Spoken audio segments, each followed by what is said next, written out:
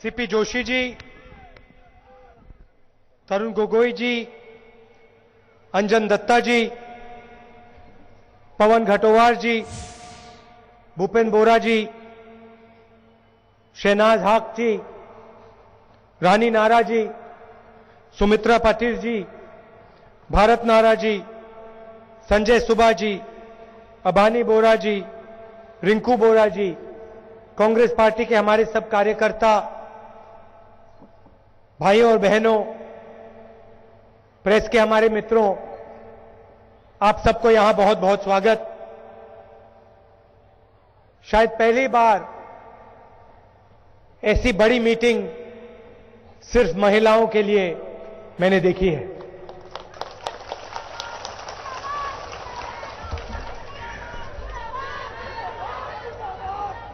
महापुरुष शंकर देव जी, श्री माधव देव जी की जमीन पर आकर और आपसे आज बात करने पे मुझे बहुत खुशी हो रही है। मैं कनकलता बरुआ जी और भोगेश्वरी पुकननी जी की भी याद करना चाहता हूं। ये महापुरुष और ये जो हमारे फ्रीडम फाइटर्स थी, असम के लिए, असम में भाईचारे के लिए, शांति के लिए ये सब लड़े थे। और अगर आज असम प्रगति कर रहा है तो उसमें इन सब का हाथ है। महिलाओं के बिना ना देश ना प्रदेश आगे बढ़ सकता है।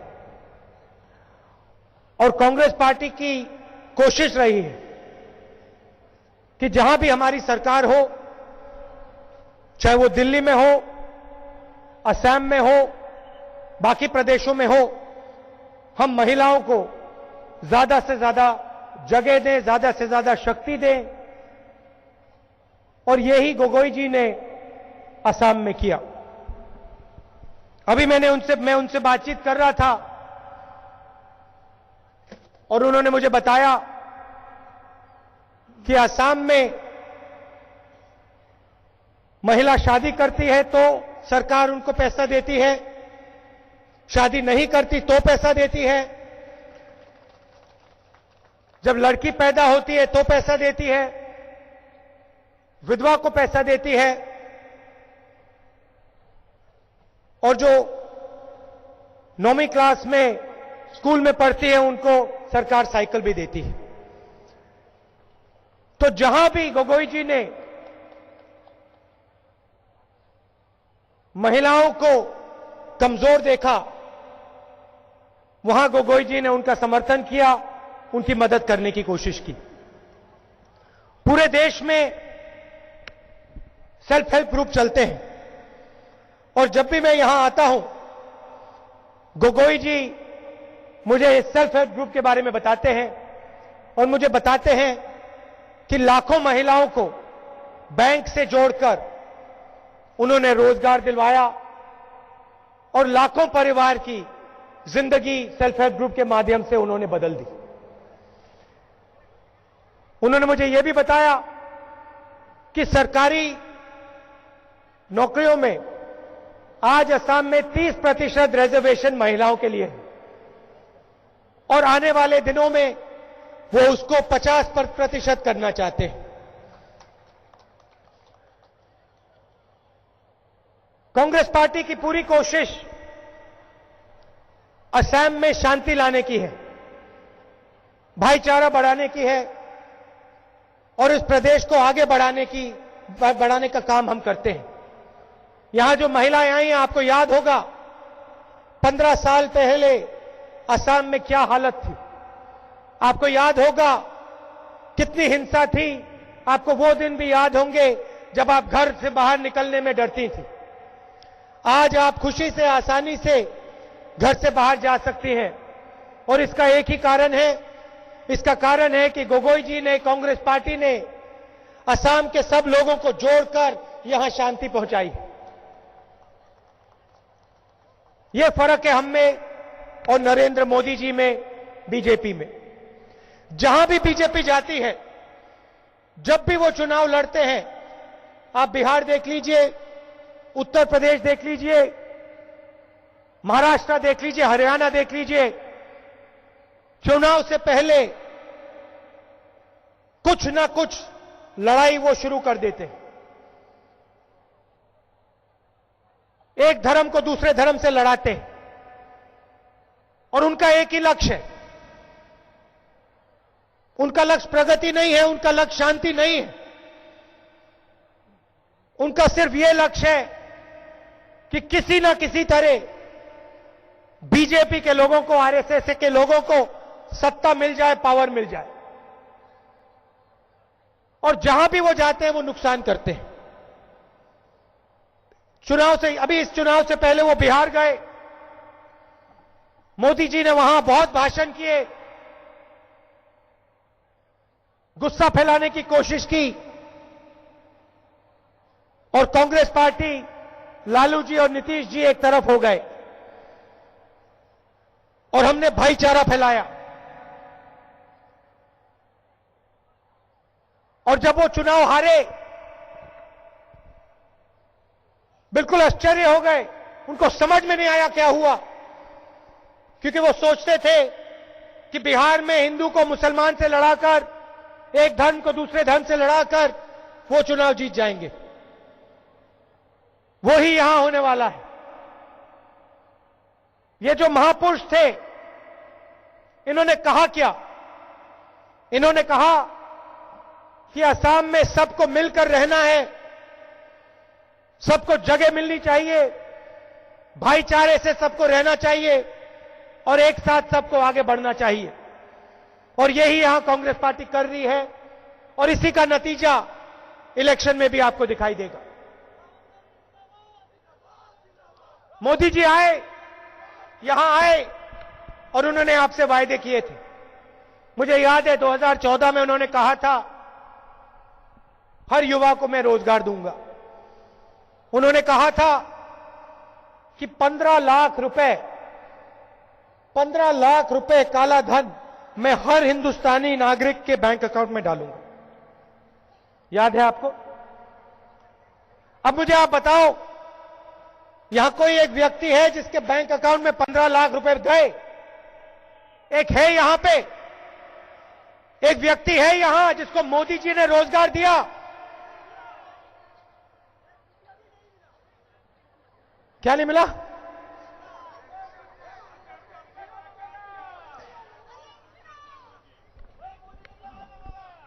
तो जहां भी जाते हैं धूमधाम होता है, बाजा बजता है और कहते हैं मैं ये कर दूंगा, वो कर दूंगा। अब मैं आपको एक बात की याद दिलाना चाहता हूं, वायदे उन्होंने जरूर किए, पूरे नहीं किए, मगर जब हमारी सरकार थी हमने असम को स्पेशल स्टेटस दे रखा था। हजारों करोड़ रुपए दिल्ली की सरकार गोगोई जी को भेजती थी। उसमें से पैसा आपको मिलता था, असम की जनता को मिलता था। सड़कें बनती थी, अस्पताल बनते थे, स्कूल बनते थे, महिलाओं को फायदा होता था। मोदी जी प्रधानमंत्री बने और पहला काम स्पेशल स्टेटस को उन्होंने कैंसिल कर दिया। तो वायदे जरूर किए और पूरे नहीं किए, मगर जो हमने आपको दिया था वो भी जाके छीन लिया उन्होंने। महंगाई की बात की, महंगाई बहुत हो गई है। 200 रुपए की दाल हो गई है आज। पहली बार इतिहास में 200 रुपए की दाल हो गई है। मगर मोदी जी की फोटो आपको किसी किसान के साथ, गरीब के साथ, मजदूर के साथ कभी नहीं दिखेगी। ओबामा साहब के साथ सेल्फी जरूर दिखेगी, बड़े बड़े उद्योगपतियों के साथ सेल्फी जरूर दिखेगी, मगर वो किसान जिसके कपड़े फटे हों उसके पास मोदी जी नहीं जाते। किसान मर रहा है, हर प्रदेश में किसान आत्महत्या कर रहा है। पंजाब में बारिश गिरी, ओला गिरा, सरकार ने कुछ नहीं किया। महाराष्ट्र में सूखा पड़ा है, कुछ नहीं। और मोदी जी कहते हैं मैं मेक इन इंडिया करना चाहता हूं, मैं हिंदुस्तान में चीजें बनाना चाहता हूं। और गोगोई जी कहते हैं मैं मेक इन असम करना चाहता हूं, मैं असम में बनाना चाहता हूं। और ये किसकी मदद करते हैं? चुने हुए 2-3 उद्योगपतियों की नहीं, कमजोर लोगों की मदद करते हैं, छोटे बिजनेस वालों की मदद करते हैं, किसानों की मदद करते हैं, मजदूरों की मदद करते हैं, महिलाओं की मदद करते हैं। यह फर्क है हम में और उनमें।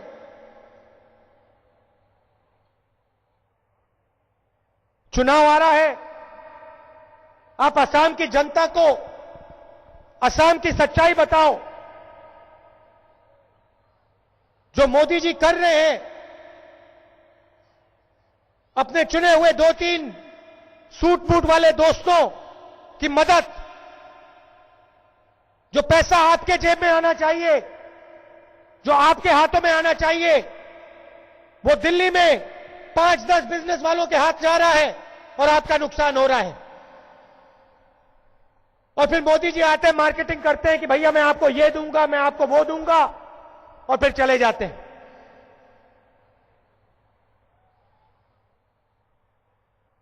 असम की जनता को एक साथ खड़ा होना है, मिलकर आप चुनाव लड़िए। गोगोई जी असम में सबकी मदद करते हैं, हर धर्म की, हर जात की, महिला की, पुरुष की, गरीब की, बुजुर्ग की, युवा की, सबकी मदद करते हैं। और इसी से असम आगे जाएगा। आप सब यहां आए, दूर दूर से आए, और खासतौर से जो महिलाएं आई हैं, दिल से मैं आपका धन्यवाद करना चाहता हूं कि आप यहां आए मेरी बात सुनने।